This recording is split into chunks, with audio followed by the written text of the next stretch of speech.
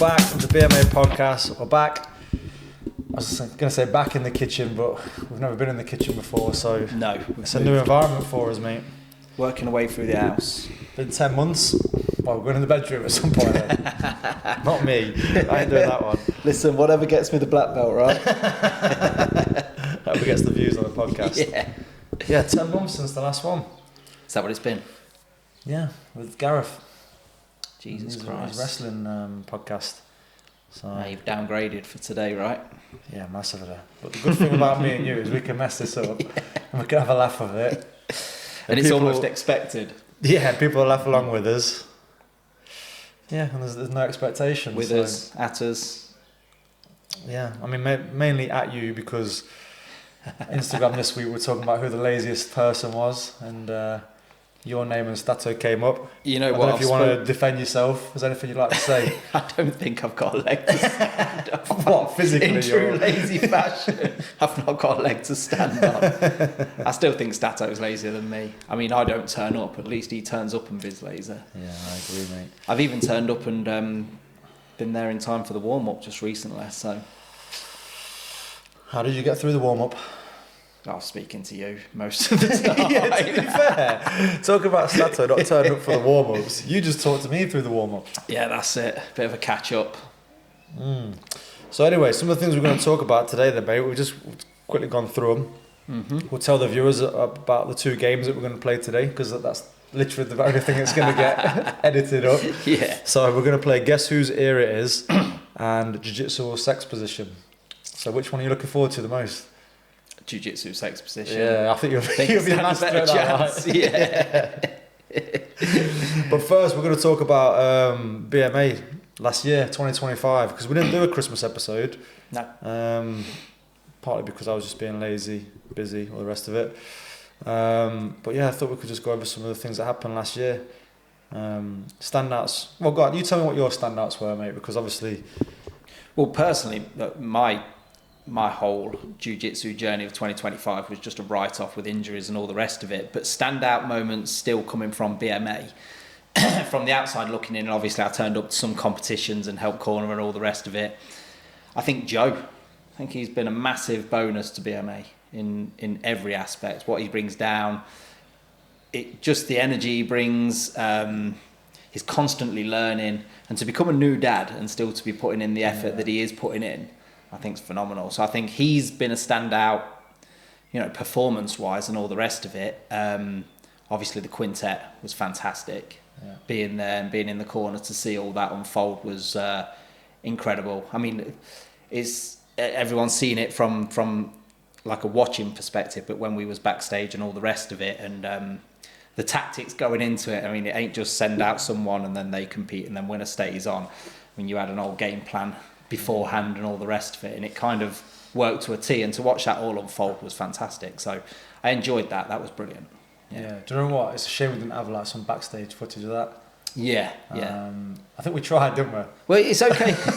It's okay now from a winner's point of view, saying we should have done a build up and all that, but then you go and get blasted out in the first round. Yeah, that's the annoying thing about doing anything like that, isn't it? When you're following yourself around doing vlogs and that, is that sometimes you just capture a load of crap moments, but when you don't do it and you have some really good moments, I mean, luckily, like Leicester Grappling Series, they caught a lot of the quintet team winning, and it was good. Standout performances. It was a good event as well, wasn't it, the quintet? Yeah, it was really good, man. I mean mainly because we won. Yeah. I don't know if we'd have lost like first round. I would have looked back and... I've seen that they've got some things going out for another quintet. I've seen a ladies team being put forward and all the rest of it. But their quintet was pretty good as well. I mean, there was a young girl that ran through the opposition at first. Yeah. And then, if you remember, a girl came on and she was last. Yeah. And I think she took out 3, maybe 4 of their girls towards the end. And it was phenomenal to watch. Yeah, it was quite exciting to watch, to be fair. I mean, ours was better, but it was really... No, it was really good. So, yeah, I enjoy the quintet.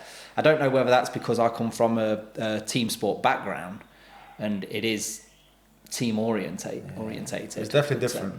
Yeah. It's very different. I remember actually doing a bit of a team talk before and just saying to the lads, like, you've got to treat this way differently to like how you normally would. Yeah. Like there's going to be certain things that you might have to do that you wouldn't normally do in your singles matches. You know, for example, when we went out for the first round against First Legion, or Gracie Barrow Leicester as they were called, Brad was basically our blocker for their big guy. So we knew that Brad was super hard to submit. And we knew that if we sent him out against most people at that level, they wouldn't be able to submit him. And like we said about the tactics working out, that's what happened. And that's why I said to the guys beforehand, like, some of you are going to have that job to go out there and like take someone off the board rather than put yourself at risk, get submitted, and then, you know, it helps the opposition's player then to take out 2 or 3 people. Do you know what I mean? You can't let yourself get submitted. So as much as it's sub only, as much as you want it to be exciting, some of the guys had to go out and, you know, be team players. And it's Joe that obviously got the plaudits at the end of it for what he did in the final. But there was everyone. I said that at the time. Everyone played their part. I said it to all the lads. Like, not one of them, you know, did they not play some kind of part in as winning. No, and all the matches kind of suited, didn't they? You know, when we threw them out there and all the rest of it, it all fell into line really nicely. Yeah, it was too good to be true. Yeah, it was. I think we only had one submission against us, I think, if I'm not mistaken. Yeah, I think you're right. I think it was just Saul that got submitted. Yeah, after he'd just submitted someone. He just submitted someone, then he got caught, didn't he? But again, that's still another good performance. It's the same as like being a blocker almost. I mean, take one off the board. You guys got to remember that, you know, that guy had only just got his blue belt, literally only just got his blue belt, and then was jumped in on the quintet. Him and Big Sam obviously cut a fair bit of weight to get there in the first place. It's worth noting that as well, that the lads did work really hard to, you know, they were well over the weight as a team. Even Joe had to cut about half a kg, right? Yeah, and they all had to talk to me. Joe did next to nothing, but all the lads were talking to each other constantly about who was cutting what weight, and if one person could keep another half a kilogram on if the other person cut it. So they did it all as a team. It was amazing. And now for them, they're going to have a chance to come back, because probably what's going to happen now is they've got another 4-team quintet, and whoever wins that, I'm pretty sure later on this year, will challenge the mighty BMA for the title. So they're doing another four-man event? Yeah, this one coming up. 4 teams, 4 men. Yeah. Is it 5 men, isn't it? 4 teams. Yeah. Joe's already told me that he thinks Faber's going to win it, so... Oh, okay. Maybe us and Faber. Do we know what teams are in it then? Yeah. Hardy Warled, Faber, Gripper. Oh, brilliant. Who's the one I'm missing out? Someone else as well. Is it Atlas? Atlas have sent a few guys down to compete individually, haven't they? So it might be them. So they're the 4 teams. So hopefully we get to. So people are travelling for it. We just got to keep the team together. Yeah. So in the next 4 or 5 months, get them together again, and in the build up to that as well. Kyle weren't training a lot, wasn't he? He went off the boil a little bit.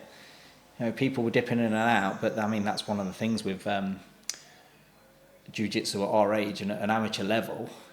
Everyone has got other commitments. Oh, so. Yeah, massively. But I said this to people before that come and train down at BMA. Well, for the most part, like, we have some good competition success, but for the most part, we are a hobbyist club. Yeah. Most people come down here, they've got families, a missus, kids, you know, full-time work. Most people are struggling to find the time to train. But I'm genuinely finding now that, you know, when you used to read things on Instagram, and it used to be like... respect for the dads that work a 9 to 5 in construction or something like that, and then they'll still turn up and do the training, then go home and take care of the kids and things. You know, just people just throwing stuff out there. But then the older you get and the busier you get, you think, Jesus Christ, it is a proper effort sometimes to do that. So fair play to the guys that still do it. I think it's a huge achievement. I mean, if you take the focus out of you know, beating certain people in the gym and stuff like that, and just do what you can and look at getting better yourself, I think you can't really go wrong, can you? Yeah, absolutely. Yeah, so I would say 2025, that was my standout. Yes. Was the quintet. Yeah. Literally made my day, that did. Yeah. Winning that, honestly, I was buzzing. Yeah, it was. Put it in the paper as well. Yeah. Yeah, I was buzzing for the lads. No, it was good. It was a good day. A lot of people turned up to support, which was nice to see. And yeah, the lads got what they deserved. At the end of the day, they had put in a lot of hard work. So it weren't they just turned up and just got the job done. They'd put in the hard yards before that. So yeah, got what they deserved. It was a good day. A couple of other big moments. Ranj got his black belt. Yeah, that was brilliant to see. Yeah, it's it's been a long time coming in. Oh yeah. I mean, it's ridiculous, really. Like me and him. Well, he started before me. Okay. So I always think that we started at the same time because we just always trained together. But I suppose that's just because he was always there when I was there. Did you know Ranj before training? No. You met him at I met him Shoot at Shoot Fighters. Yeah. Yeah. But I think he trained. Saying that, I trained somewhere else before Shoot Fighters. Where did you train? With a guy called Jason Davenport. Okay. I don't know where he is now or what he did. They disappeared. I heard rumours he was training here and there. And this was still just grappling? BJJ. Yeah. So yeah, I started in BJJ. But then the gym just disappeared. I never knew where they went. And then I spent a year out not doing anything. Then went to Shoot Fighters. Yeah. So Ranj probably did start around the same time. Yeah. So maybe I was first, actually. Thinking about it. Yeah, because I don't know if he would have been training 2 years before I started at Shoot Fighters, maybe a year, something like that. So roughly around the same time. But anyway, getting back to the original point, is that I got my black belt 2019. Yeah. And yeah, he should have been getting his around the same time, if not earlier. To be fair, we both trained a long time anyway. Both could have got it a lot earlier. Did you join Shoot Fighters just primarily for the grappling, or was you always just going to go down the MMA route?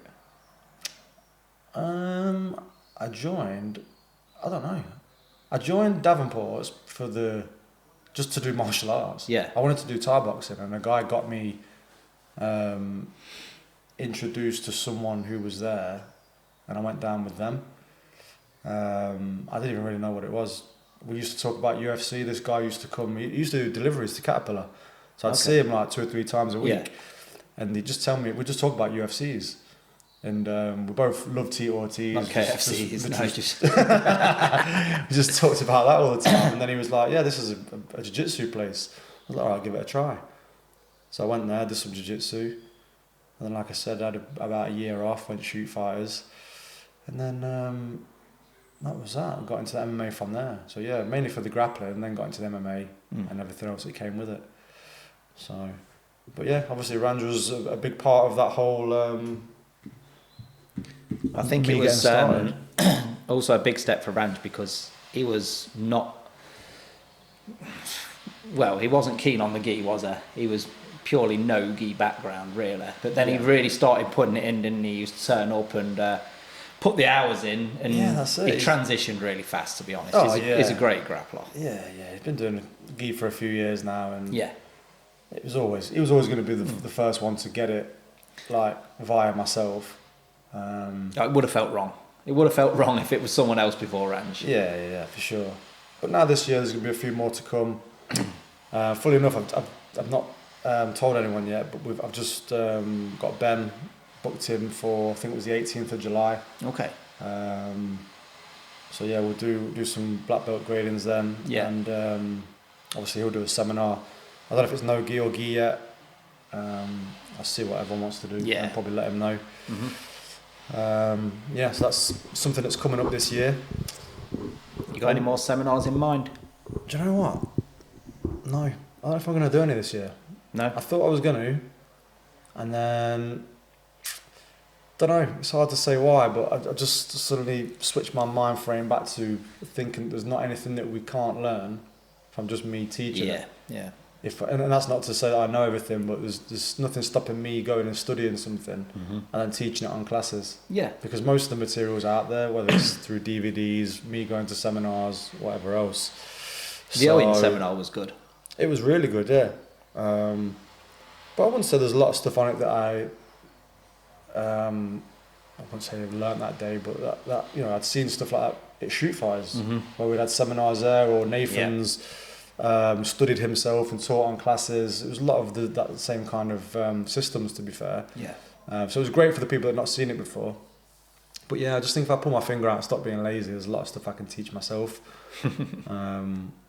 So yeah, hopefully that's one thing that's going to come this year. Just better classes. No, I think the classes are great. I get nothing but good feedback really from a lot of the lads that I speak to outside of training. Like every class being really well structured around, you'll start in a position, and then there'll be a defence for that position, but then there'll be a counter for their defence, and then there'll be a counter for their counter. And it's almost like a mini seminar, but it must be a struggle to get that all to fit into 1 hour of training and then go sparring. Oh, yeah, watch everyone go back to their A game and ignore everything they've just learned. It's so hard teaching because, like you just said, you normally want to squeeze some kind of warm-up in of some sort, which isn't always going to be linked directly to the class, as much as you try.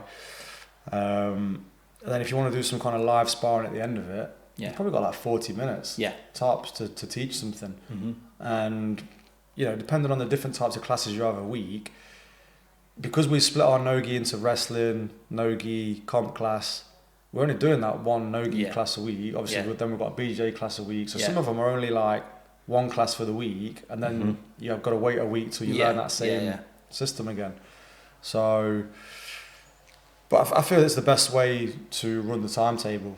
I've always said to people, it's the students that kind of dictate what the timetable is. Whenever I've put something on, and most years we have tweaked it. We haven't done this year because I just think we're onto a good thing at the minute. With this, I can't. I mean, what suited me was when we used to do the BJJ on the Tuesdays. The Wednesday was half BJJ, half no-gi, and then the Wednesday's no-gi, because what I found is, especially carrying a lot of injuries and stuff like that, if I could get to the Wednesday where it weren't too brutal on me for the sparring and things, I could cover what had been done on the Tuesday and cover what I'd done on the Thursday. But if I did make the Tuesday and put some hard rounds in, I could have Wednesday kind of recover it and then go at it again Thursday. But with how absent I've been, you can't be like, well, this don't work for me and all the rest of it, when people have been so regular and it's working for them. So you'd be surprised the amount of people that tell me that they want certain classes and they do one class a week. We've seen it after competition, haven't we? You've seen loads of people go wrong. It's like, right, we're going to drill this to death in comp for certain people. You don't mention any names or anything, then you put on a class for it and then they don't rock up. It's like, well, almost every time we do a competition, I sit there, I study what we've messed up the most. Certain people, this is what they need to work, and we do something that week or for the next. I've done it for the wrestling class for the whole month.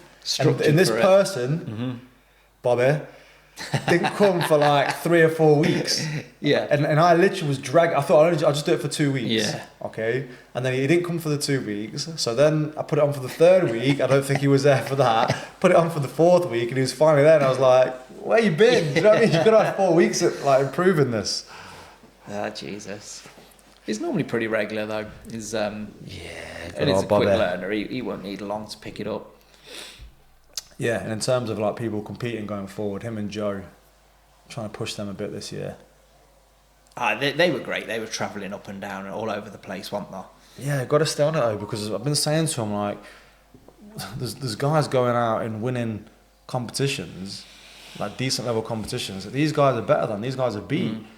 So I'm trying to say to him, like, just got to get yourself out there a bit more and do some competitions, and you'll get the medals, because these other guys that aren't as good as you, but they're doing it. Do you know what I mean? They're turning up on the day and they're winning the. It'd be brilliant to see Brad back on the circuit as well. He had such a run at blue belt level of competing and smoking people as well, wasn't there? Really, and then he went off. Didn't go off the boil in terms of competitions. Just not really been at it. What can we do to get him back in it? I don't know. If I knew, I'd do it, because I tried to bully him. Doesn't seem interested in that. I've tried to sweet talk him a little bit. It's not really worked. I don't know. What else can you do? I don't know. There's so much potential there, and it's not just potential. He's really good. It isn't potential to get good. He is good. He is that good, and competition seems to come really naturally to him as well. It's very rare. I've always said this about Brad. It's very rare you get someone who trains hard in the gym and they're very good in the gym, and then they go to competition and they make it click at competition. Like they're just.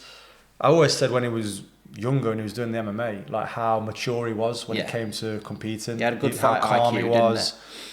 Yeah, I mean his IQ was good as well, but it's just his calmness under that amount of pressure to execute. I think I remember us going up to. I can't remember where it was. It might have been ADCC, Manchester or something like that. And I think it were me, you and him. I weren't competing, you competed and he competed, but I think he might have been a white belt at the time. and just the maturity of it is his actual display, but listening to the corners as well. Everything you say, he almost looks up, gives a nod, and then just puts it straight into practice. And that was the competition where in the final it was going to overtime, and they come over to our corner. And I tried to put my hands out to stop him fall into me. And I poked him in the eye. So even with me trying to like hold him back and destroy his chances of a gold medal, he still just took it on the chin and won the match. Yeah. And the last big one, times. That was Manchester as well, wasn't it? The last big one at Blue Belt where we were all taking the mick out of him because he was cutting weight. I think he had like half a kilo to lose in the car. And lost the first one because he was so dehydrated. He was on like almost straight away after doing his cut. And then just after he had a bit of banana and whatnot, just went on a rampage after that. It was 9 matches after that. Yeah, I think it was 9 all wins. Yeah. Incredible. And there were savage wins as well, weren't there? They were horrible with picking people up by the neck and all sorts. So yeah, I miss Brad from them days. We need old Brad back. We need old Brad. We need young Brad. Yeah. Yeah. Last thing I was going to say on this rather long opening anyway was the 3 peaks that we did last year as well. Yeah. Just to round out our year. So we did a bit of charity work last year, did a bit of a walk up some mountains, and then had a barbecue to celebrate a month later. It shocked me. It shocked Kaya and the Children's Trust. How much was raised? I thought it was phenomenal. Yeah, broke 10 grand. Yeah, I didn't think we would. I mean, what was the target at first? We put it to 5 grand, then I moved the goalposts. Yeah. Because we started making some serious momentum towards it. And I was like, okay, let's go for 10. Got blitzed, didn't it? We blasted it. So 10k made it all worth it, really. Wow. I didn't see none of that 10k, you know what I mean? But obviously it was worth it, but my God. No, it was worth it because it was a good weekend. I've never done a challenge like that. And I don't know if I ever want to do it again. No, I think we should. I think we should do so. I mean, it's all right for me saying that. I ended up just being the driver, which was horrific, by the way. I think I'd preferred to do the walk. But it's easy to say that now.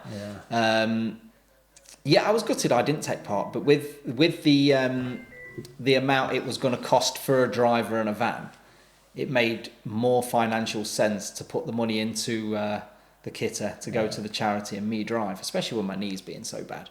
Yeah. But everyone did phenomenal, apart from Khalil. He fucking sucked. That was a lame effort, to be fair. Jesus. What was he thinking? Well, who turns up with pot noodles like there's going to be a kettle halfway up the mountain? At least everyone else knew it was going to be good graft. Yeah. And we got off to a bad start on that one. Driving up there so late. I mean, I don't know whether people know whether they watch the actual, the footage that you did, but getting up there at, I can't remember what time we got up there. Was it about 11 o'clock or something like that? And then I felt wired after. I couldn't even sleep after that because I just felt a bit wired from all the travelling and everything. Bed about midnight. Alarm off on at 3 o'clock. Up. I drove you to the foot of the mountain. And then I went back bed. And crack on. But on 3 hours sleep, that was do you know what? No horrific. One really complained. We did a lot of complaining, but no one really thought about all that. We just soldiered on. Everyone pretty much just soldiered through it. And I love the challenge of it, to be honest with you. I love stuff like that. I don't love pushing my body to the point of injury, which is basically what happened after the first mountain. I knew I was injured after that. Your body was shutting down. Everyone was asleep, and you flagged me over to, you're going to have to pull over. And yeah, do you know what? Looking back at that now, I remember when I was throwing up thinking, I kept thinking, why is this happening? What have I done for this to happen? And I remember thinking, this takes me days to get over stuff like this. Yeah. That's me done. Yeah. I remember after the first couple of times I threw up, I thought, that's it, I'm done. They're going to have to I thought I'm going to have to tell them to drop me off, go and complete the challenge, come and find me somewhere, like in a ditch or something, passed out. I thought that's what I'm going to have to do. I can't make them quit because of me. But then looking back, it was Baz. Well, it was my fault because when we did, what was the second one called again? Scarfell, yeah. When we did that, I didn't take enough water. And when we hit the top, I finished off my water and thought, I'll be all right. I'll get back down. And it was so long getting back down. I totally underestimated how long it took us to get back down. And I said to Baz, I'm desperate for water. And he's given me a swig of his water, but there was literally like this much left and about this much salt that he put in there. So I drank it, swallowed it. I thought, that was disgusting. And then didn't want any more, and then just waited till we got to the bottom. So I was dehydrated. All I had in me was this basically like a little pile of salt in my stomach, and I'm pretty sure that is basically what I threw up. And once that came out, I think I was okay. So all went well apart from Baz and Khalil. Baz poisoning you. Baz tried to poison me, yeah. Let down.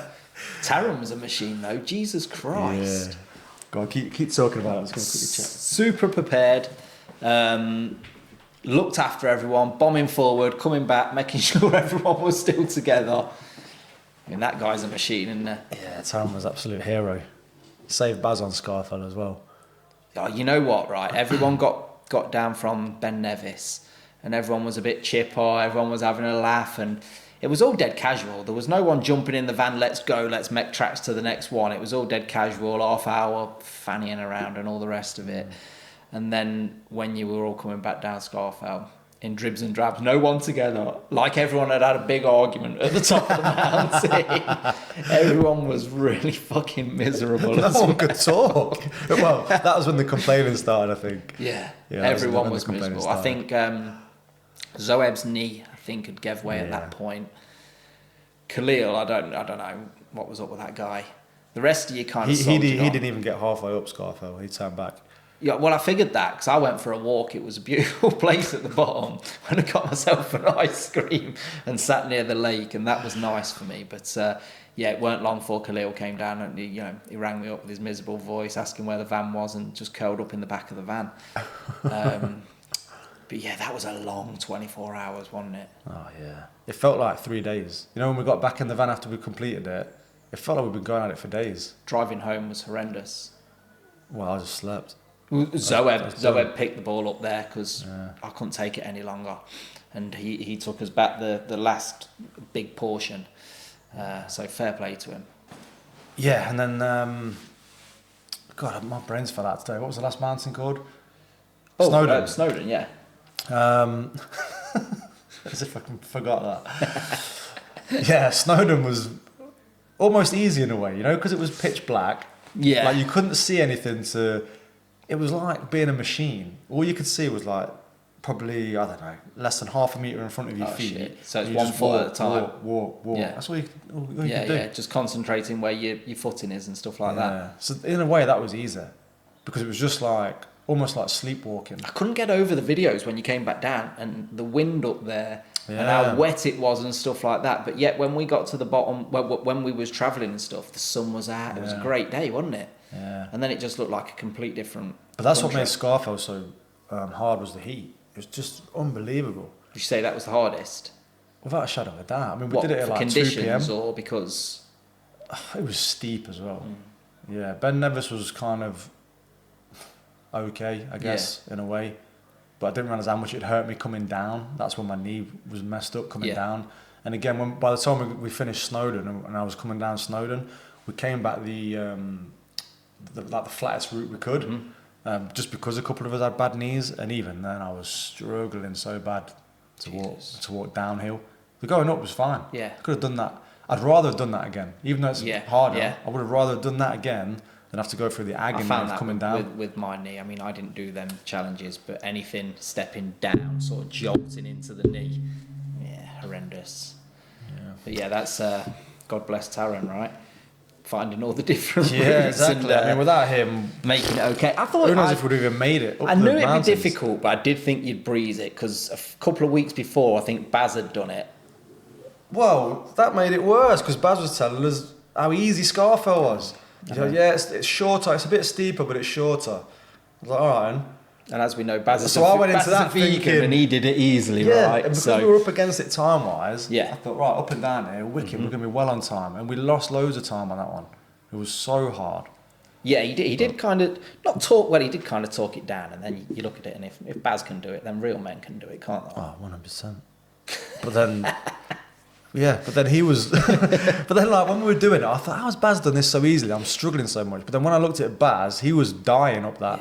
up Scarfell. His toenails had fell off as well. Yeah. I mean, everyone had their moments where they had to pull through. Yeah. Do you know what I mean? Everyone had a ropey moment where it was like, are they going to complete except it or not? Taron. Yeah, except for Taron, the mountain goat Taron. And to be fair to Wayne, yeah, he was just like, didn't change much the whole way through. Everyone had the moments except Tarrant, except Wayne. Then we narrow it all down to just you, Baz, and Khalil. And so, to be fair, he was pretty injured at the end of it. And then Ranj as well was just like, he was just soldiering through. Ranj is unreal. I've been seeing the photos on Facebook. He is literally, when it comes to the tortoise in the hair, he's a tortoise.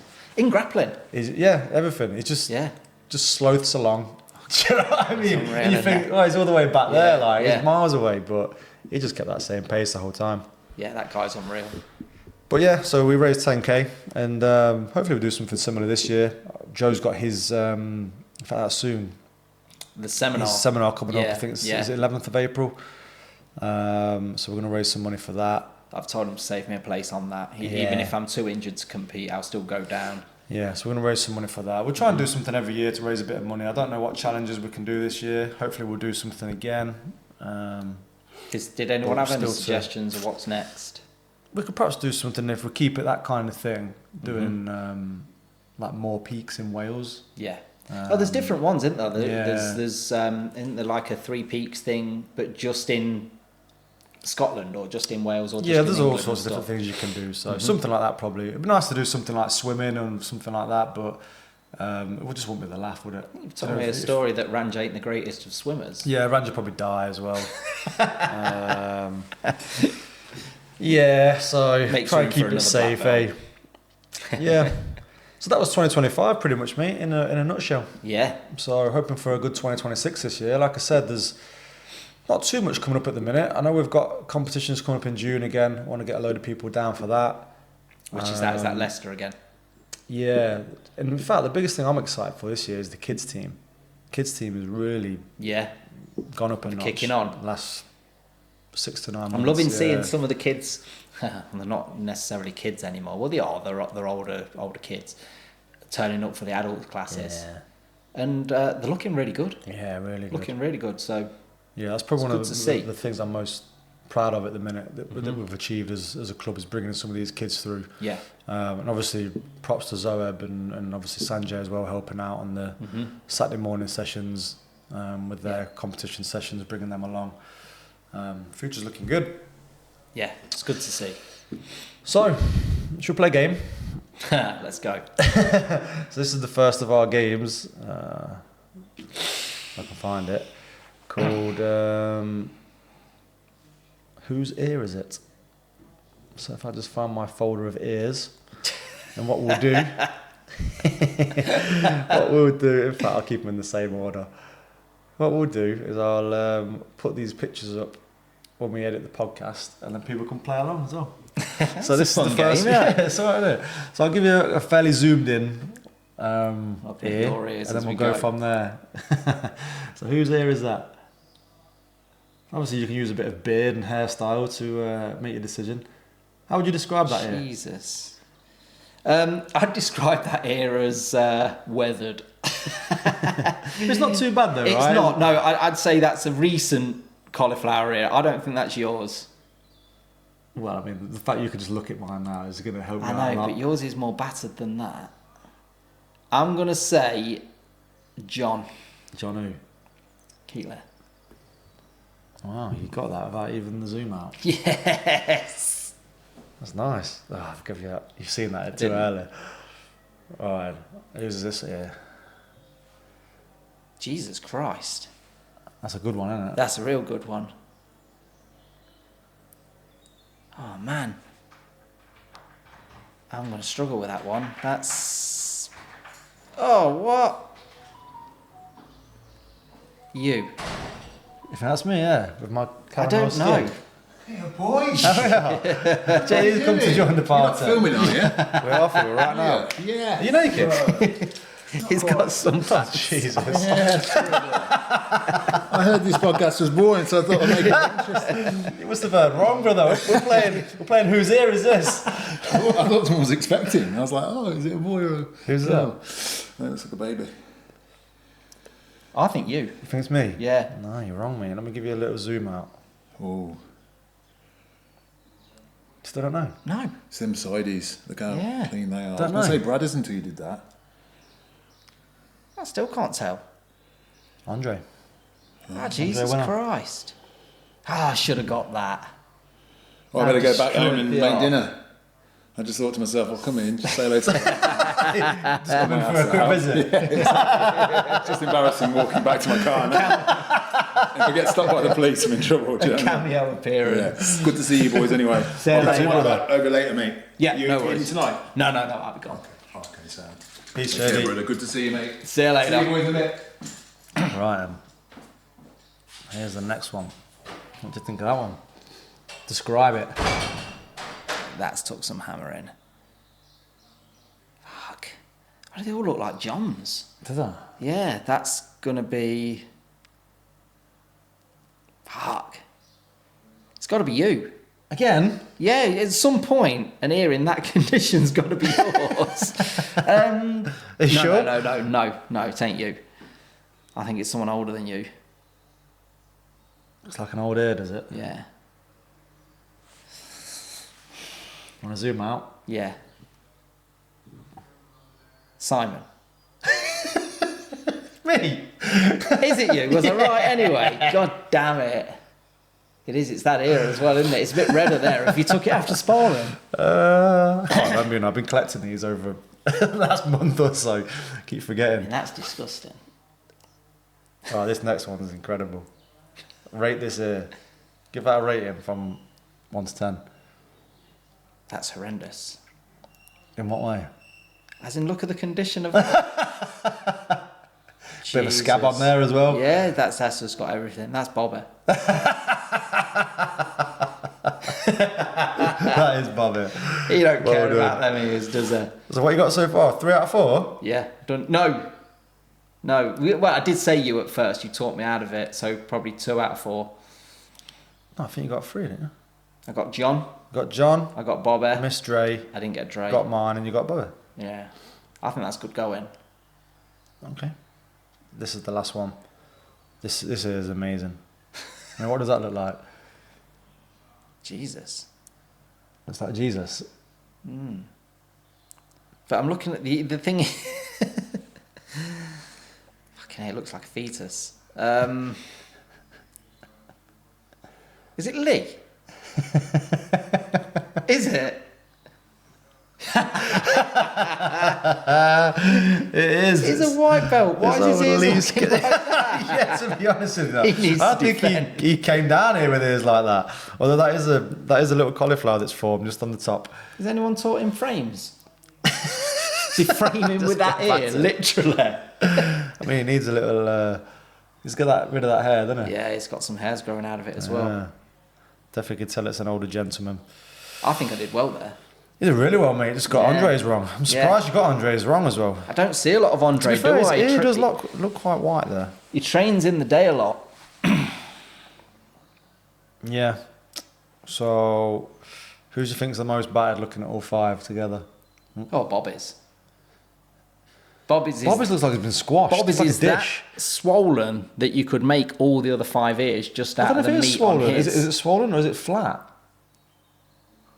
Is it coming out towards I'd the say screen? Dre's took the most hammer, Yeah. but then that stands to reason, doesn't it? Lee's got, unless he gets hit at home, he's got no business to have an ear like that, has it? Well, that's just the white belt in him coming out. That's it, isn't it? That stinks of domestic abuse to me.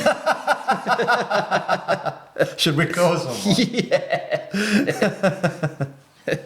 We'll give him a code. Alright, well that's the end of our first game. Yeah, so something happened in my life recently. I had a vasectomy. I tried So to talk you out of it. Yeah, that's the end of my breeding. So 2 kids and done. No more. It didn't sound right. I mean, when you told me that you'd found someone on Gumtree. I mean, no offence, that's how it sounded though when you described, when you rocked up. I'm not going to lie, especially after talking to Baz as well. It's been now 9 days. Week on Friday I had it done. And it's only since yesterday it started to feel normal again. It didn't So, yeah. sound like... And people were telling me that they were doing bits after 2 days and back to training, and Baz said that Baz is talking rubbish. He went to hospital for it and all sorts. Yeah, he had a proper gown. You just had to I didn't even have a gown. Pull your boxers to one side and look away. Slip a nut out, yeah.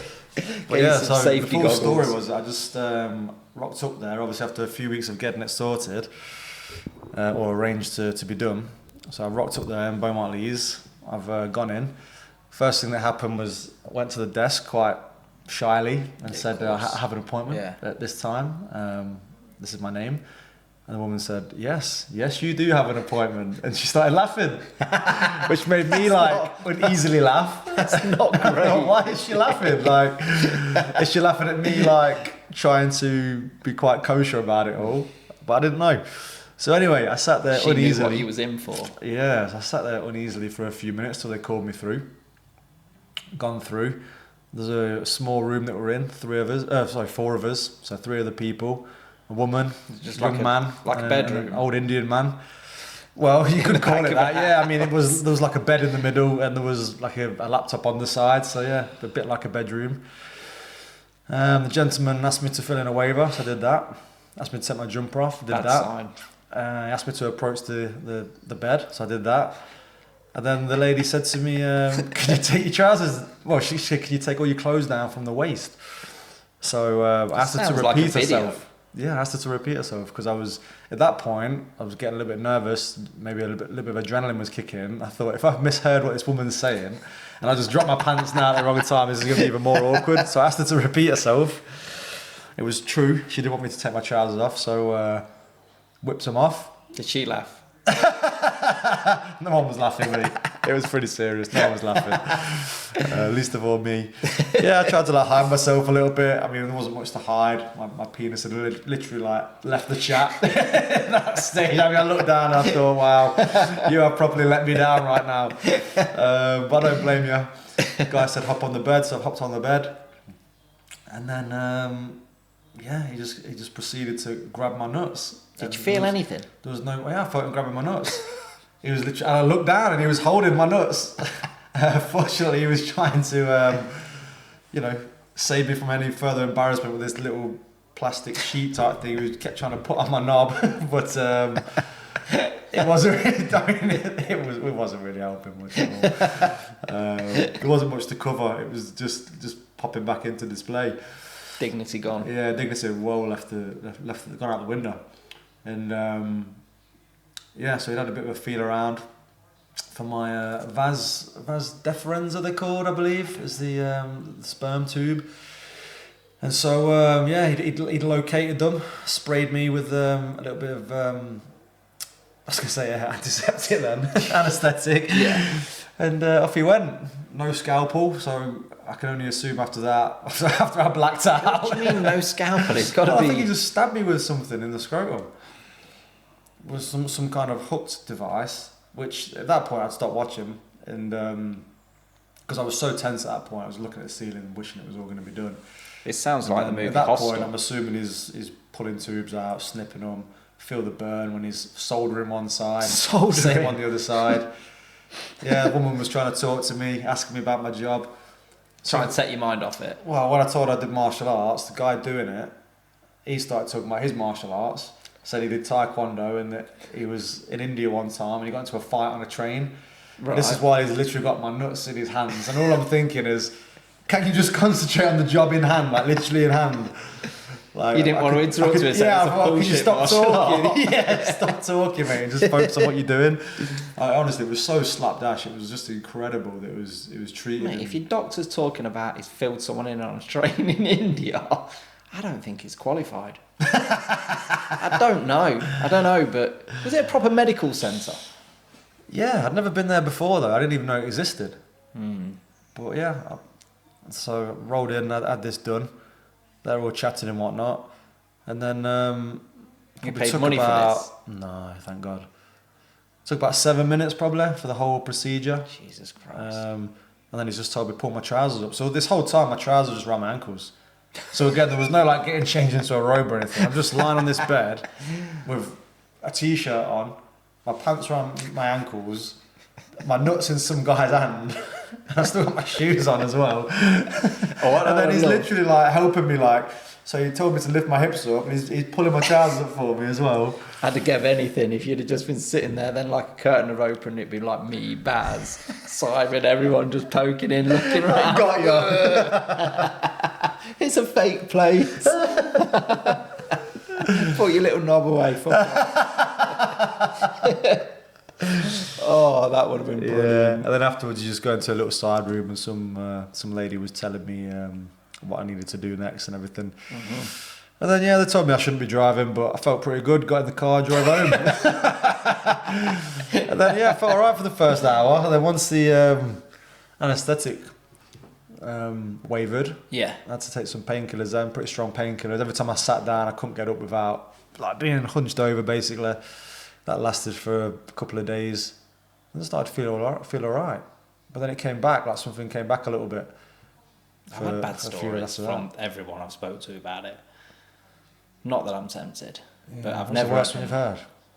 Probably Kane. Do you remember Kane, who used to come down and train, the plasterer?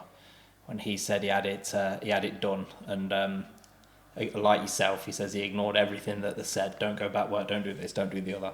He says I went back work. I think he said same day or next day anyway. He says and it just really swelled up. But his answer to it was to have sex with his missus, maybe that'll calm him down, which they told him not to do. It's like that didn't work, so I tried relieving myself. He said that didn't work. I think he ended up ringing the hospital again and getting on some antibiotics, and it cleared him up. But honestly, midweek this week, I thought that's going to be me. It's going to be the same path. I thought this shit always happens to me. I always get an infection or something happens. But touch wood now, it's looking like I'm in the clear, so I'm probably going to get back on lifting some weights tomorrow. Yeah. Get back training Tuesday. And that's it, all good, back to normal. Back on it. Sparring again. Or are you going to delay that for a bit? No, let's get straight back to it now. Well, saying that, I've had I've got another 5 days left. You've got to avoid people with random... I think I'll be alright by Tuesday. Yeah? It's only another 3 days after that, so... Yeah. So you think about having it done now? No. Not a prayer. How many kids are you going to have then? One and done? No, I mean, obviously it's not all down to me, is it? But we'll see how this first one pans out first. What's your expectations of it to do, baby? Well, I don't know. I've had such an easy life up to this point, haven't I? So... Am I making the Leonardo DiCaprio face? What is it? I have had such an easy life up till now, so we'll see. I'm excited. Yeah, you should be, man. It's exciting times. Yeah. Very hard times, but... I don't like the hard times bit, but... Have you changed nappy before? No. That's the first thing you have to work out. Have you ever put clothes on a little baby before? No. Honestly, mate. I've not took any off either, what you say. I can still remember doing my oldest for the first time, and the woman asked me to put a nappy on her, the midwife. I was like, I don't know how. So she's helped me to do it, and then she's like, you can put the clothes on now. I was like, I still don't know how. So she had to help me put clothes on, and obviously give me some pointers of how to not put things on too tight. And I see people do it, and they look a lot rougher than I think I'd dare to be. Yeah, you do get used to it over time. You know how not to hurt them, basically. The end of their tether. It's just going on in anger, right? I don't know. I think my little boy will be that one that's going to school in a Spider-Man outfit because he's kicked off that much in the morning. It's like, honestly, wear what you want. If it weren't for Leanne, my kids would go to school in some madness because the amount of kickoffs that they have, and I'm just like, do what you want then. Do you know what I mean? I don't care. So the amount of kickoffs I have, because Leanne will buy them some of the shoes, man. She loves to buy them Converse. Oh, okay. They do look cool. So obviously Converse have not got a solid heel. Yeah. So that's the first thing, is getting them on a little foot. Oh, okay. When it's just squashing the heel all the time, so you eventually get it on. And I don't suppose they're helping. They're not putting the boots on. Exactly. And then you've got to tie the shoelace, and that's flapping about as well. It needs a double knot, because if you tie it once, it's just coming off straight away. They've got boots. They've got a pair of boots each, right? That are... There's a zip. There's at least one zip on the side. There's a shoelace at the front, and I think there's another zip up the tongue as well. Can you imagine me like in the middle of like mornings getting ready for school, 2 little kids? This is obviously when Liam was working. I think I'd just get insulation tape, slide it on, and just wrap it around the legs. The amount of arguments I've had where I've said, like, why can't you just buy them like slip-ons and that be done with it? I understand why I used to have Velcro as a kid. Yeah. They've got some of that stuff. I mean, they've got all that stuff as well, of course. And then some of the clothes as well. Like the amount of clothes that I put on backwards. Like Liam's bought clothes, where the buttons are on the back. Yeah. So I've gone, right, okay, buttons on the front. You think it's a shirt? Putting it up. It took me about 50 minutes, to get this t-shirt on. And then she takes one look at it, she's like, you have to take it off. It's on the wrong way around. Jesus Christ. Yeah, so I've got all that You've got all that to look forward to. But that's when they get a bit older, mate. Yeah. Yeah, there's all basically the shit before that. I think that's the bit I'm looking forward to the most, when I can interact, get some feedback, get him training and all the rest of it. I'm excited for that. I can remember that moment, to be fair, with both of them, where they go from being like this tiny little baby where literally all you're doing is looking after them. Yeah. You're just wiping their ass, putting food in them, and you don't even really entertain them. Like you just get a few jangly bits or whatever, and that entertains them. But then they get to a point where they start not talking lots, but they can like ask for things and like point to things and stuff like that. And when you see them start to get a little bit of a personality, that's the best thing. Yeah. You see that little personality start to come through, and they start laughing with you and things like that. And then loads of fun from then onwards, really. Are you enjoying having Mia training? It's good, man, but she don't really love it. No, so it's hard. Yeah, it's very hard, mate. I have to talk her into it a lot of the time, but that brings me on to people making their kids train as well, to be fair. I keep saying to Leanne all the time that, like, when you think about getting your kid to do martial arts, you should compare it to how you would feel about them swimming or going to school, really. Like when people talk about swimming being a life skill, martial arts is a life skill. There's lots that you get from martial arts. Yeah. And the biggest thing that parents always say to me is that they can't get their child to come to a martial arts session. And what I usually say to them is, for the most part, you want them to enjoy it and to love coming.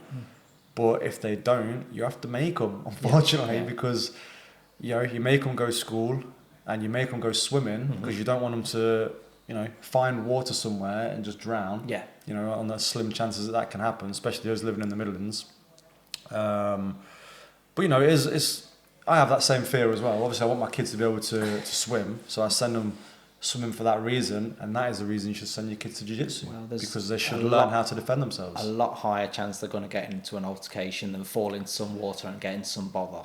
Exactly. It's not like, no offence to anything that kids want to take up. It's all great, isn't it? But if a kid started football, then wanted to throw the towel, and it's like, well, okay. But I've got another friend that takes his kids, all 3 of them now, because the youngest has just got old enough to train Muay Thai. And he treats it like you just said, like a school lesson. He says, I don't really give them a choice. It's like, right, go and grab your bags, we're going training. He says, now they kicked off at first and there was a bit of bribery and all the rest of it. He says, but now he doesn't give them a choice. It's that on them days, them set days, that's what we do. I mean, no kid, boy or girl, when they get to adulthood, is going to begrudge their parents training them how to look after themselves. No one's going to be like, oh, this is useless, or all the rest of it. It breeds confidence, like we've spoke about before, knowing that you're going to be okay in most situations and all the rest of it. I just think it's, even if you don't have to use it, it's an asset. Yeah, 100%. They're never going to be angry at you for forcing them to learn a martial art. And they will love it. They will. At some stage, they will love it. It's just, there's a lot of distractions, isn't there? They love their iPads, or they love doing other things as well, Yeah, but again, when it's time to go to school, what do you tell your kids to do? Get off your iPad, you go in school. So They're kicking off, crying, don't want to do it. Jiu-jitsu, boxing, wrestling, judo, all these, what I'd class as the more legitimate self-defense martial arts, going to serve them a lot better than some of the lessons that they take at school now as well, Yeah, so if you're forcing your kids to go to school, you force them to do swimming, then you shouldn't feel bad about forcing them to do a martial arts class that they maybe don't want to do, but it's for their own good. And a good bit of advice I give to parents is to start them young. Not because, like I wouldn't say there's a massive advantage for starting someone at 5 compared to maybe 10, because I've got kids that have been training for years, then we have some 9-10-year-olds come and start, and they're just about it a bit more. They've been doing a bit of rugby or something, and they can quickly catch up.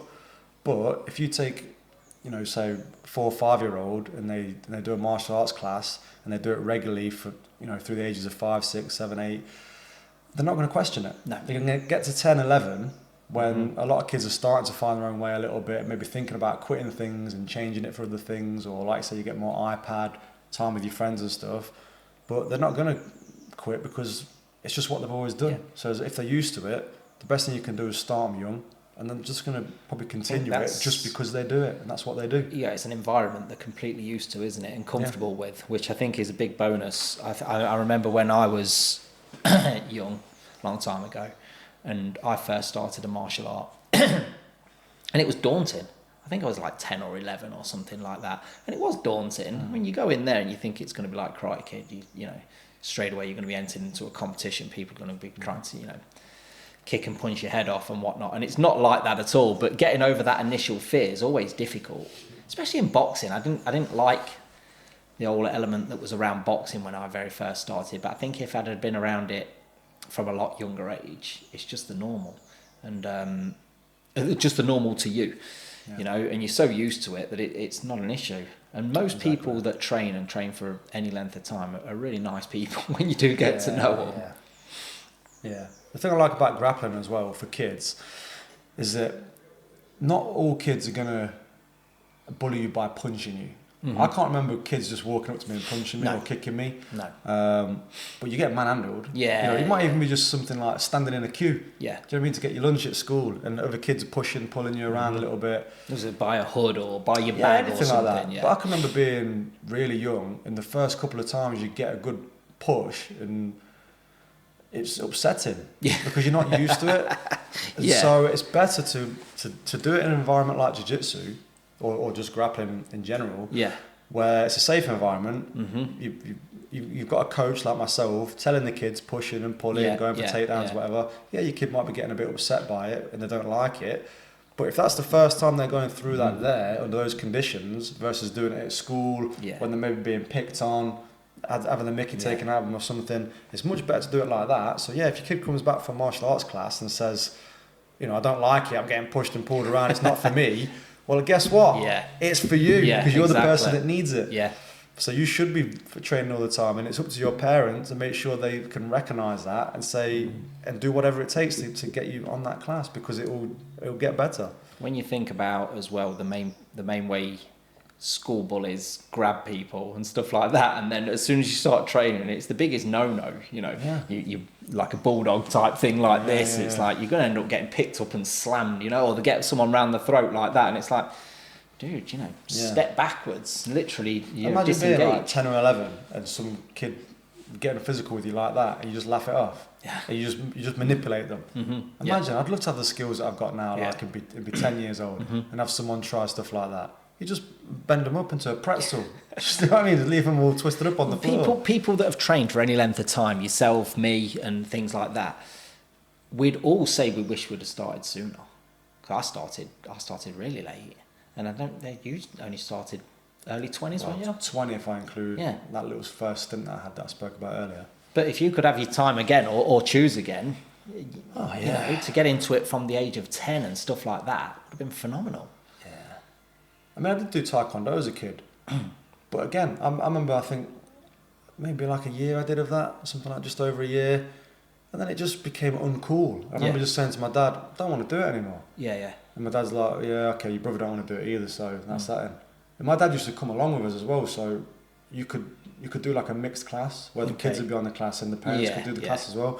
So my dad just joined in just because we were doing it, but for whatever reason, he was just like, he probably couldn't be asked to do it basically, and the fact that we just said we didn't want to do it, he's probably like, well, that's my get out then. Well, that's exactly what I was going to say. A lot of it is down to the parents, because they'll say, oh, I'm going to try on, they need to look after themselves, getting bullied a little bit, so maybe I'm going to take them boxing, or I'm going to take them here, I'm going to take them there. But it's a ball ache for them at some stage, for 2-3 times a week to go and sit at a martial arts class.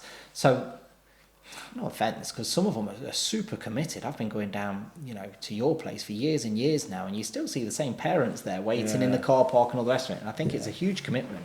So after the amazing success of Guess Whose Ear It Is, although we might have to play that again.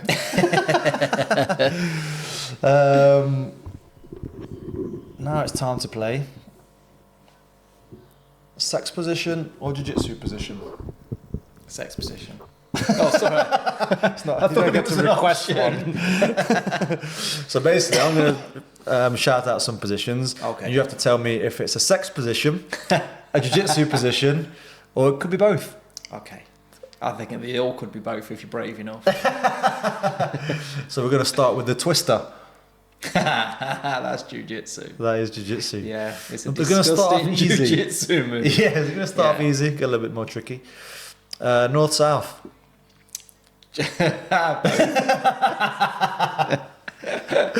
Well, what are you going for? I'll go jiu-jitsu. Just jiu-jitsu or both? Just jiu-jitsu, but I know it can be... Well, that's what I'll put it down as. It can be adapted. We're going for names. Okay, yeah. Reverse cowgirl. Sex move. If I'm going to say, if you said jiu-jitsu then, mate. I'm pretty sure I've tried to use it in jiu-jitsu. Well done, mate. 3 out of 3 so far. I'll just keep laughing looking at them. The next one's coming up. Rubber guard. Jiu-jitsu. Sure. Oh my God. Rubber guard. You know what? I get so much stick for when I explain moves to people and they're like, Are you sure this is a martial art? Not an underground sex club. You're going for jiu-jitsu, yeah? Yes. Okay. Yeah. I'm going to edit this with some tick noises. That's 4 out of 4 so far, mate. Pretty good. All right, now we're going for the saddle. Jiu-jitsu. Just jiu-jitsu? Yeah. It's both, mate. What? You obviously don't know your sex moves. That's some kink play. Yeah. I've and this is not just going off my own personal experience either. I've been onto the Kama Sutra website and analysed different positions. Saddle, right. So the saddle is both. I'm embarrassed. The wheelbarrow. That's sex all day. Yeah, well, that warms. Sex. Oh yeah, we have used it in warm-ups. So what are you saying? Oh, both. It's not a move in jiu-jitsu, but we do. I've thrown you off it. there. I've thrown you off there. I'll give you that one. It is just sex. It's definitely sex. It's definitely not a jiu-jitsu move. But we have played. But we have done wheelbarrows in the warm-ups. Yeah. The oil check. Both. What are you on about? Unfortunately, that's both. Wait, I'm going down as jiu-jitsu. You can oil check. You mean to say you can't do that? I didn't see that on the Kama Sutra website. You didn't? Ask Baz. Well, they'd all be both if it was Baz. The Flying Dutchman. That's got to be a sex move. Are you sure? Yeah. What, you've never done a Flying Dutchman in jiu-jitsu? You know what? You should explain what these are. The Flying Dutchman, from what I can remember, is basically... I don't want to go too graphic because... So trying to keep it PG. Right? But By yeah, the way, basically... still bring your kids to jiu-jitsu. Basically, your partner facing away, swinging them around. Hence the flying, I guess. It was something like that. Last one. The banana split. Jiu-jitsu. Both. Both? Yeah, banana split is a... I'm not going to describe that one. I'll describe that one afterwards. I can kind of get it. Yeah, I can describe it afterwards. Yeah. It's probably a little bit more filth than you imagine. But... What, the jiu-jitsu one? Filthier than the we'll do it on the rug over there. Yeah. I don't think I did bad. What did you get altogether? I didn't get the Flying Dutchman. Yeah, or the banana split. Or the banana split. Or the oil check. You said that was both. That is both. I think we should put that to debatable. the members at BMA and see what they think. I'll give you 7 then. Oil checks in there. Baz gets oil checked at training, 9. at home. 7 out of 9. 6 out of 9. No. 6 out of 9. 7. 7 out of 9, sorry. Yeah. You were wrong. Although you did say wheelbarrow was a jiu-jitsu move, yeah. Well, we used it in warm-up. I said sex move at first. It's on tape. We can go back and look. See what scored. That's all I got for today. Flying Dutchman. That's all I do think we should add it, though. I do think we should add it to the technique. Yeah. Flying Dutchman. Yeah. Well, it's like a... I'm guessing like if you take in the back, or you know when you can do like a calf crush or something like that, you can lift them up and just spin them around and dash them into the shoe rack. So is there anything else you want to... I was going to say anything else you want to add to the podcast. Was there anything else you want to add to the sex positions or jiu-jitsu positions? No. You're happy with those? Yeah, I'm lazy as hell. We've already established that. Yeah. Which one's missionary? Because I play it at jiu-jitsu and at home. Pulling guard in jiu-jitsu and sex positions. Yeah. Right, that's about all we've got time for today, mate. Anything else you want to add to the pod? No, I think we're all good. It's been a good one to dust off the cobwebs again, hasn't it? Yeah, it's been unfortunate. We had a bit of a blip halfway through and didn't film it. Mm-hmm. So apologies to everyone. You've got the last, 10 minutes of the sex game in the first half an hour. We've missed out on JD.